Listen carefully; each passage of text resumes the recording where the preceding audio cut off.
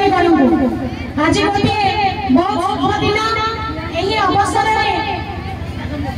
स्वागत करुच्ची आम सहित यही कार्यक्रम उद्घाटक रूपे जोग देइथिबा मान्यवर विधायक सानखेमुंडी श्रीजुक्त